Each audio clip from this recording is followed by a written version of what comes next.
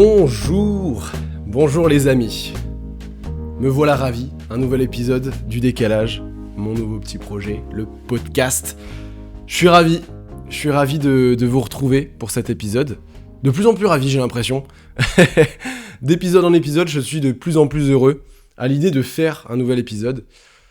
Donc, je commence par vous remercier. Voilà, merci d'avoir écouté les autres épisodes, d'avoir regardé. Bonjour à vous, bienvenue si vous êtes nouveau. Et notamment, merci à celles et ceux qui ont commenté les précédents épisodes, ça m'a fait trop plaisir. C'est intéressant, c'est pertinent ce que vous dites, c'est trop cool de vous lire. Que ce soit en lien avec le sujet, une partie du débat, ou rien à voir, vous me parlez de votre vie, c'est trop cool. Je trouve ça trop bien, il y a une connexion. Continuez, n'hésitez pas à participer au débat, à mettre le commentaire que vous voulez. On est ensemble, on discute, c'est génial. N'hésitez pas aussi à donner des idées de sujets, de thèmes que vous voulez aborder, des questions que vous vous posez vous-même. On pourra les traiter si c'est pertinent et si ça me correspond, si je me retrouve là-dedans.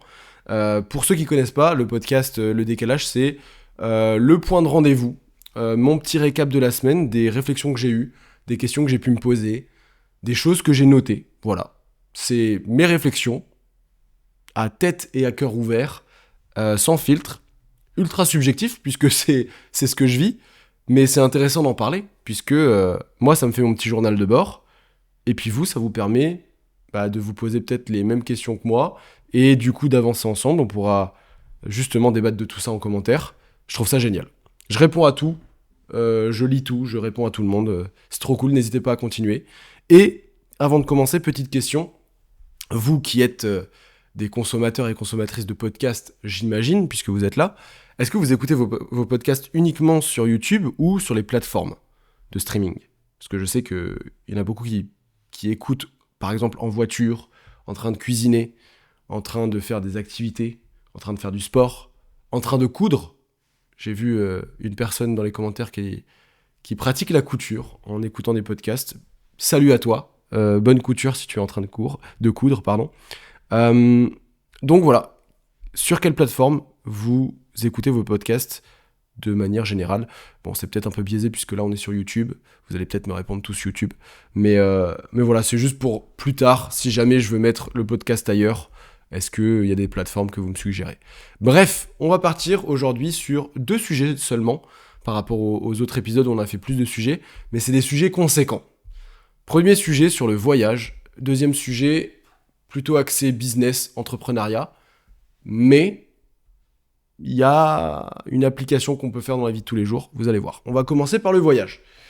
Et encore le voyage, on va parler encore de voyage parce que dans un précédent épisode, je vous disais que j'avais fait 7 mois de voyage l'année dernière. Et justement, ça remet un petit peu en cause une vision que j'avais du voyage qui était que pour moi, voyager, c'était s'ouvrir. Voyager est une ouverture d'esprit. Et en fait, je reviens sur mes propres propos et je veux les nuancer parce que je pense pas que voyager, ça ouvre l'esprit par magie. Je vais contextualiser. Ma sœur, hier, était de passage à Paris parce qu'elle prenait un avion pour Buenos Aires. Désolé pour l'accent, j'ai fait LV2 allemand. Elle a 20 ans, elle part pour 3 mois d'études en Argentine. Je trouve ça génial. Et j'en suis jaloux. J'aurais aimé partir jeune dans un autre pays. Je suis parti dans plein de pays, j'ai eu cette chance, ces opportunités, et c'est trop cool, mais je suis parti, entre grosses guillemets, tardivement. Sachant que j'avais la possibilité de partir plus tôt, plus jeune, dès 18-20 ans, comme ma sœur, moi je l'ai pas fait, peut-être par crainte, peut-être par peur, peut-être qu'on m'avait pas accompagné dans ce sens-là, peu importe les raisons, ça fait qu'aujourd'hui, j'ai fait un voyage de 7 mois l'année dernière, j'avais 27 ans, et 28 ans, j'ai eu 28 ans en juillet, donc pendant mon voyage j'avais 27 et 28 ans en même temps, et donc j'étais pas forcément fermé d'esprit, mais ça m'a un peu plus ouvert, je m'en suis rendu compte, j'ai pris conscience de ça, en fonction des gens que j'ai rencontrés, en fonction de ce que tu vois, les paysages, la façon de voyager, etc. Et pour être 100% sincère avec vous, je pense que j'étais assez fermé, jeune, et j'ai mis du temps à m'ouvrir. Et j'évolue encore, et je pense qu'on évolue toute notre vie. Ça, c'est indéniable. Peu importe l'âge que tu continues d'apprendre et tu continues à évoluer et notamment à t'ouvrir aux autres et à t'ouvrir à d'autres choses que tu ne connais pas. Mais je pense que j'aurais pu m'ouvrir beaucoup plus vite si j'avais vu autre chose beaucoup plus tôt. Dit comme ça me paraît assez logique. Donc voyager, ça n'ouvre pas l'esprit en soi. Mais je pense, et c'est la nuance que je voulais apporter à mon propre propos, que voyager, ça crée des conditions qui rendent l'ouverture d'esprit beaucoup plus facile, beaucoup plus probable. En gros, tu voyages, t'es exposé à des normes différentes. T'as une culture différente, un style de vie différent, des paysages différents. Tu conduis à gauche ou à droite. T'as beaucoup plus de piétons, j'en sais rien. Tu navigues en pirogue, tu parles pas la même langue. Toutes ces choses-là font que tu es pas dans les mêmes conditions qu'à la maison. Et du coup, tu vas vivre une sorte de friction qui est barrière de langue, codes sociaux différents, solitude, imprévus liés au voyage. T'es loin de chez toi, du coup tu dois gérer ces imprévus sans avoir tes habitudes, tes amis, ta famille proche, etc. Donc, tu es dans des conditions que tu ne connais pas forcément. En plus de ça, tu es logiquement minoritaire dans ce pays. Tu es toi-même l'étranger dans le pays. Et je pense qu'il y a encore une autre dimension, c'est que tu fais beaucoup plus de rencontres. C'est peut-être faux, hein. C'est ma vision du truc.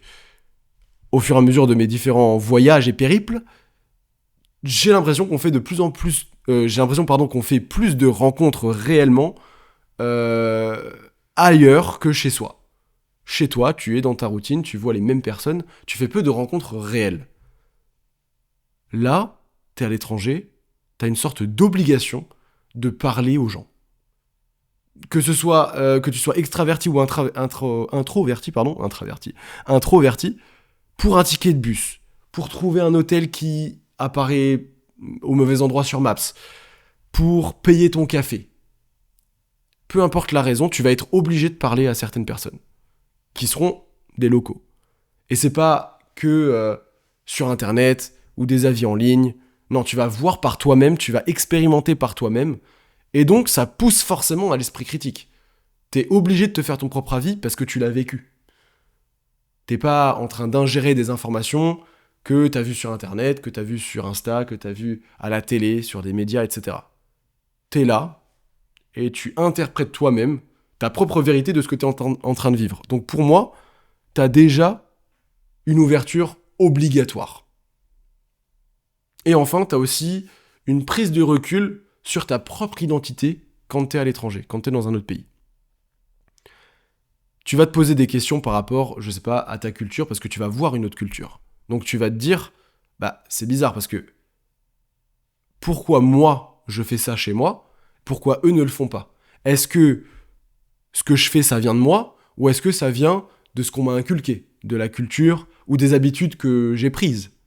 En fait, tu vas te remettre en question par rapport à ta propre identité, et par rapport à tes propres pratiques, et par rapport à tes propres courants de pensée. Et justement, en parlant de courant, il y a un courant classique en psychosocial qui est l'hypothèse du contact, ou la théorie du contact. J'ai fait mes petites recherches, j'ai bien travaillé. C'est un psychologue américain qui s'appelle Gordon Allport, dans les années 1950, qui développe pour la première fois cette idée de théorie du contact. Bon, je vais pas rentrer dans les détails, mais en gros, cette théorie, elle dit que plus on interagit avec des personnes d'un autre groupe, plus les préjugés diminuent. Je vous laisse là-dessus, je vais boire un petit coup.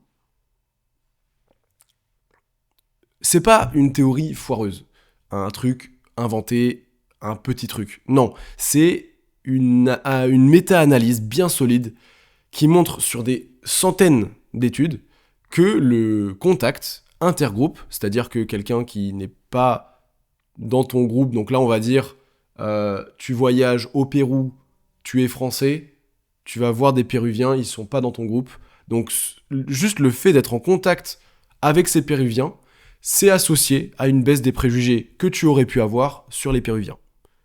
C'était un exemple. Ça marche pour tout. Ça marche même en France quand tu es au contact de quelqu'un qui fait pas partie de ton groupe. Imaginons, tu détestes la course à pied, tu vas parler ou rencontrer quelqu'un qui fait de la course à pied, eh ben,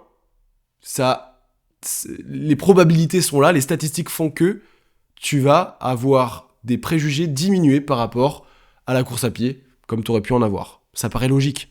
Tu connais pas quelque chose, tu rencontres quelqu'un qui connaît cette chose, bah toi t'avais des préjugés parce que manque de connaissances, etc. Donc la personne t'apporte des connaissances là où t'avais des lacunes. Et encore, c'est pas pour blâmer, hein, c'est juste un fait. Et donc t'as moins de préjugés puisque les préjugés étaient basés sur un manque de connaissances. Donc voyager, c'est se mettre volontairement dans une situation où tu peux vivre du contact réel avec les gens, humain, et de façon répétée. C'est pas un débat sur Twitter, c'est pas un échange vite fait avec tes proches. Non, là, c'est des échanges où tu dois faire en sorte que ça passe, malgré la barrière de la langue, etc. Tu dois créer quelque chose avec l'autre. Ça peut être une discussion de 15 secondes pour demander ta route, comme passer une semaine entière dans une forêt avec, je sais pas, un garde forestier en Amazonie. Peu importe. Le contact diminue les préjugés. Et donc, pour en revenir à mon contexte, ma sœur va faire une partie de ses études en Argentine, et j'ai trouvé des études hyper intéressantes par rapport justement aux études à l'étranger. Les études à l'étranger ont des effets positifs, petits voire moyens, sur les compétences interculturelles. En gros, ça va pas te transformer en grand sage universel où tu sais tout sur tout, sur les cultures des autres, etc. Mais statistiquement, ça t'entraîne de 1 à décoder l'implicite, c'est des études, hein, c'est fou ça. Tolérer l'ambiguïté et comprendre que ton normal, entre guillemets, n'est pas normal. Genre, le normal n'existe pas. Le normal universel n'existe pas. La norme n'existe pas. Je veux dire, à l'échelle mondiale, il n'y a pas de norme réellement. Et donc, étudier à l'étranger, ça te permet de gagner en compétences interculturelles. Donc, juste, tu vas voir d'autres trucs et tu vas comprendre que ce que tu trouves normal chez toi, c'est pas le normal de tout le monde. Et donc, ça te permet de prendre du recul et de réfléchir par rapport à, encore une fois, à ta façon de penser, à tes pratiques, etc. Et dans ces mêmes études, il y a un point hyper important qui parle d'ouverture d'esprit, justement, qui dirait qu'on n'est pas... Enfin, qui dit qu'on ne naît pas, du verbe naître, on ne naît pas ouvert ou fermé d'esprit en soi. Mais notre environnement et notre éducation et plein d'autres choses orientent notre façon de penser. En gros, il y a des recherches qui montrent 2 choses sur les effets du séjour à l'étranger. La première chose, c'est que les personnes considérées comme déjà ouvertes d'esprit partent plus souvent à l'étranger. Et la deuxième chose, c'est que le fait de partir à l'étranger te change au niveau social et donc t'ouvre davantage. Si vous avez bien compris, on est dans un cercle vertueux. Tu es ouvert, donc tu pars. Tu pars, donc tu t'ouvres. Du coup, si tu t'ouvres, tu pars encore plus. Et du coup, si tu pars encore plus, tu t'ouvres encore plus. Et c'est un cercle infernal. Infernal positif, attention. C'est fou, je trouve ça génial. Et il y a une dernière étude que j'ai vue qui montre que vivre à l'étranger peut augmenter la clarté du concept de soi. Et ça, c'est un peu logique. C'est par rapport à l'identité dont on parlait tout à l'heure. Tu sais simplement mieux qui tu es en ayant vu autre chose. Et c'est surtout via la profondeur. Ce qu'ils appellent la profondeur, c'est la durée du séjour en immersion. C'est pas forcément le nombre de pays que tu vas voir. C'est plus, tu pars, 3 mois en Allemagne, c'est pas loin, par rapport à la France. Ça vaut plus, entre guillemets, ça a plus de profondeur que t'as fait 1 semaine au Maroc, 2 semaines en Papouasie et 1 semaine aux États-Unis. En gros, c'est le temps passé en immersion, plus c'est long, plus ça gagne de profondeur et plus tu gagnes en clarté de ton concept de soi. En fait, tu sais de mieux en mieux qui tu es quand tu es en immersion ailleurs. En gros, quand tu vis ailleurs, tu te compares en permanence sur ce que tu vis, sur ce que tu aurais fait chez toi à ce moment-là dans cette situation, et tu te demandes pourquoi je fais ça quand je suis chez moi alors que personne ne le fait ici. Tu te remets en question. Est-ce que je pense vraiment telle ou telle chose, ou est-ce que je répète simplement quelque chose qu'on m'a mis dans le crâne, ou une habitude que j'ai prise tout seul, ou un concept qu'on m'a inculqué? Tu te remets en question. On en revient une dernière fois à mon contexte, et après on passe au sujet suivant. Ma sœur, elle part à 20 ans, c'est une période, 20 ans, où tu es ultra malléable. C'est une période où tu te construis. T'es pas construit physiquement ni psychologiquement. À 20 ans, tu continues ta construction, tu prends tes premières grandes décisions à ce moment-là, tout est possible dans ta tête. Tu peux changer du tout au tout sans grandes conséquences, sans grand impact. Tu te remets en question facilement et t'apprends en permanence de la vie. C'est une période parfaite. Moi, j'ai 27 ans. Enfin, je suis parti à 27 ans. J'ai 28 ans aujourd'hui. C'est pas trop tard. Attention, je dis pas que c'est trop tard. Loin de là. Je pense que juste, j'aurais gagné du temps en ouverture si j'étais parti plus jeune. C'est une prise de conscience de ma part. J'ai conscience de l'impact que les voyages que j'ai faits ont eu sur moi. Et donc, je pense que partir dès le plus jeune âge aurait été encore plus bénéfique pour moi. Peut-être que des personnes sont moins réceptives à ce genre de choses. Peut-être que des personnes voyagent et ça ne les changera jamais. C'est du cas par cas, peut-être. Et encore une fois, je pense que c'est surtout le contexte du voyage qui est important. Si t'es en all-inclusive dans un hôtel, tu fais piscine, buffet à volonté tous les jours pendant une semaine, bah, tu vas pas voir grand-chose du pays, tu vas pas rencontrer beaucoup de personnes, beaucoup de locaux, et donc bah, tu prendras jamais cette posture hyper importante d'étranger. Tu seras jamais l'étranger, donc tu te remettras pas forcément en question, etc. Pour finir, je pense qu'on évolue toute sa vie. Mais il y a peut-être des fenêtres de tir où certaines expériences te font gagner peut-être quelques années en seulement quelques mois. C'est-à-dire que si j'étais parti, alors avec des si on peut refaire le monde, mais si j'étais parti à 20 ans comme ma sœur, peut-être que j'aurais gagné en questionnement et en prise de recul par rapport au mois d'aujourd'hui. Et pendant mes recherches, je vous laisse là-dessus pour ce sujet, je suis tombé sur 2 citations que j'ai trouvées cool, donc je voulais vous les partager. La première, c'est « La vraie ouverture d'esprit, c'est quand tu peux aimer ta culture sans croire qu'elle est la norme. » Je trouve ça hyper fort. C'est-à-dire que tu es attaché à tes habitudes, tu es attaché à ta culture, tu es attaché à ton chez-toi, et pour autant, tu as conscience que ton chez-toi, c'est pas le chez-toi de tout le monde. Et ça se passe pas comme ça partout ailleurs. Ça permet de prendre juste un pas de recul quand tu peux voir des événements qui se passent dans le monde, ou avoir un courant de pensée avec tes proches, etc. Bah, tu peux essayer de prendre le recul et de penser un peu comme quelqu'un qui habiterait ailleurs, ou quelqu'un qui a une autre culture. Deuxième citation, quand tu changes de pays, tu réalises que ton bon sens, entre guillemets, est local. Quand tu changes de pays, tu réalises que ton bon sens est local. Ça revient à peu près au même que la citation d'avant. C'est que tout ce qui te paraît logique et normal chez toi, quand tu voyages, tu vois que c'est pas forcément le cas partout. Sujet suivant. On a été en profondeur sur le sujet du voyage là. En même temps, le voyage, j'adore ça. Et l'ouverture d'esprit, j'adore ça, j'allais dire. Non, je prends de plus en plus conscience que c'est hyper important d'être ouvert d'esprit sur plein de points. Je prends conscience par rapport à ma propre expérience, par rapport à des proches, par rapport aux gens que je rencontre, par rapport au voyage que j'ai fait. Et voilà. Soyez ouvert d'esprit. Je sais pas si je peux formuler ça comme ça. Soyez ouvert d'esprit. Tu n'es pas volontairement ouvert d'esprit ou pas. Je pense que ça se travaille. Donc travaillez à votre ouverture d'esprit. Deuxième sujet, un peu plus business. Mais même si vous n'êtes pas entrepreneur ou quoi, ça va vous plaire. Promis. L'essentiel plutôt que le parfait. Dans un projet quelconque, du coup. L'entrepreneuriat, du coup, on peut dire que c'est un peu comme un voyage. Tu pars dans l'inconnu, tu pars à l'aventure, avec pas grand-chose souvent au début.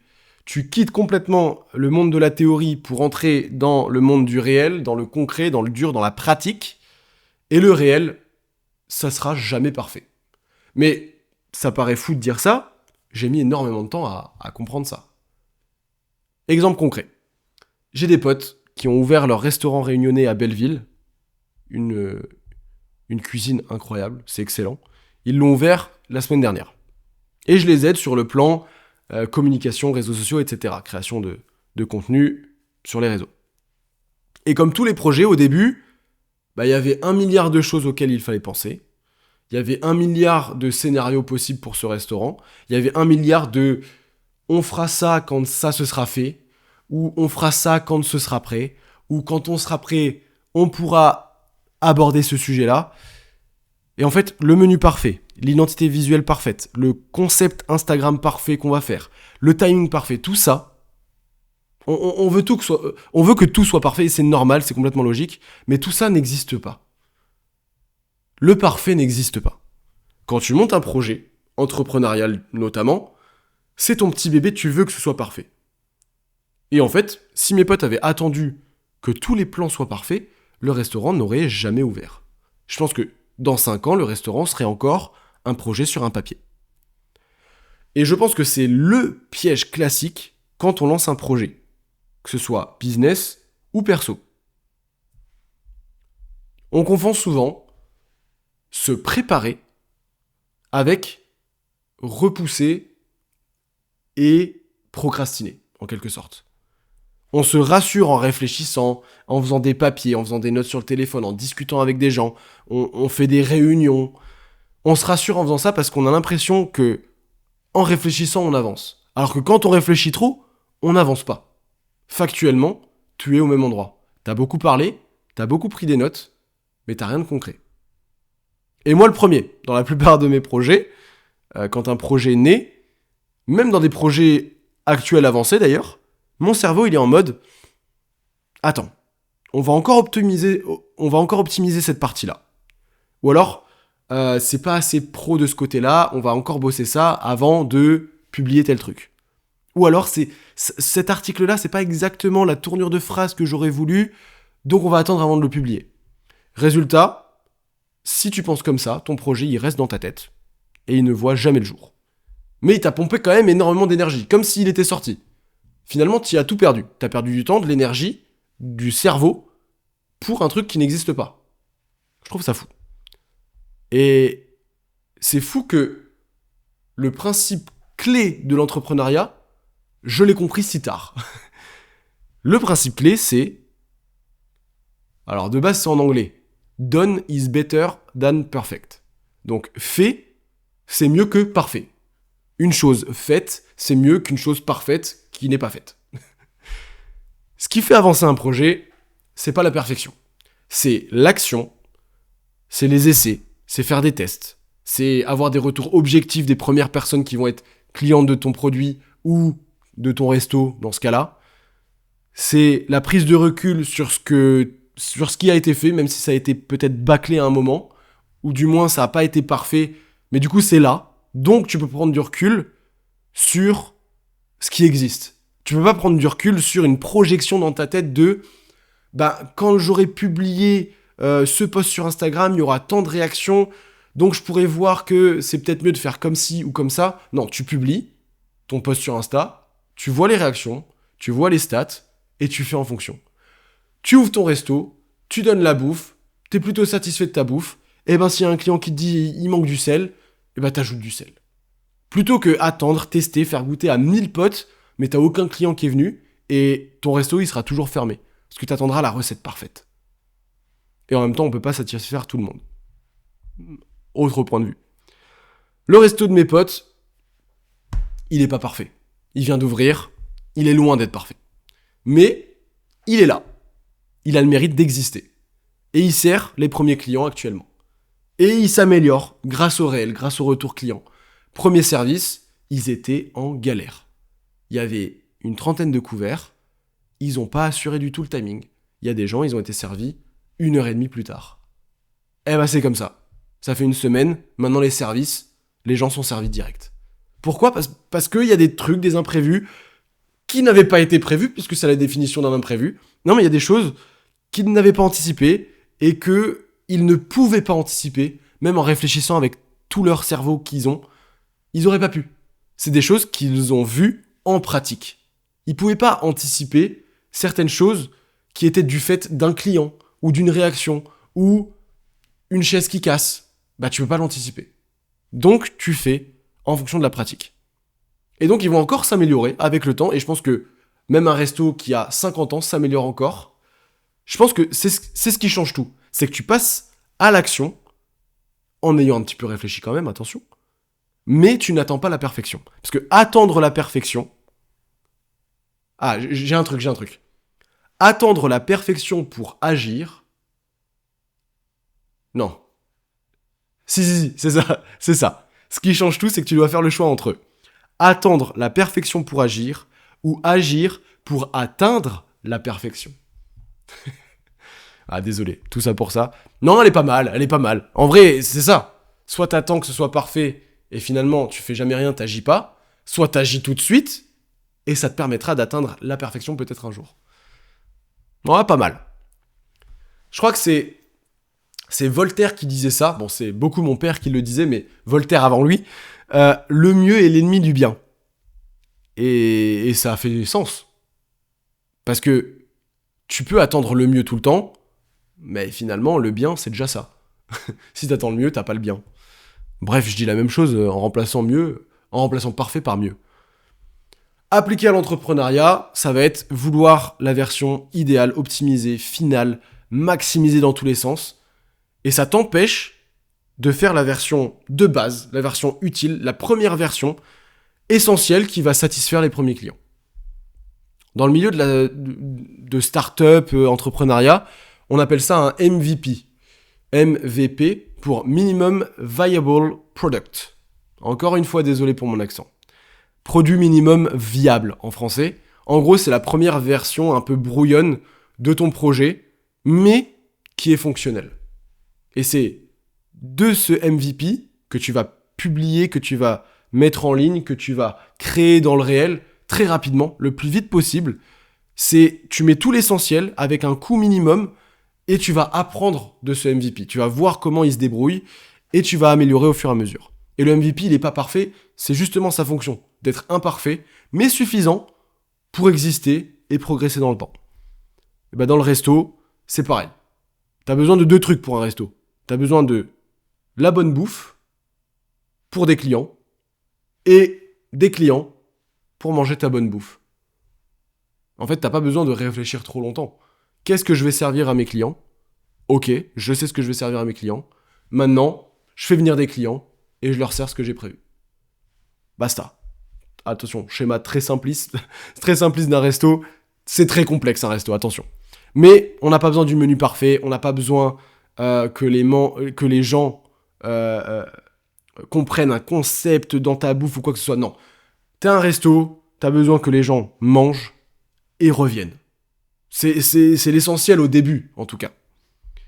Il y a un homme d'affaires américain qui s'appelle Reid Hoffman qui disait, bon il le disait en anglais mais je vous épargne mon anglais approximatif, je le dis en français, si ta première version ne te met pas un peu mal à l'aise, c'est que t'as attendu trop longtemps. Et c'est tellement vrai, et moi je le vois dans mes projets, et surtout sur YouTube. Ma première vidéo YouTube, j'ai du mal à la regarder. Et pour être honnête, elle n'est même plus sur YouTube. Elle a plus de 10 ans, et si j'avais attendu qu'elle soit parfaite, cette vidéo, je pense qu'aujourd'hui j'attendrais encore qu'elle soit parfaite.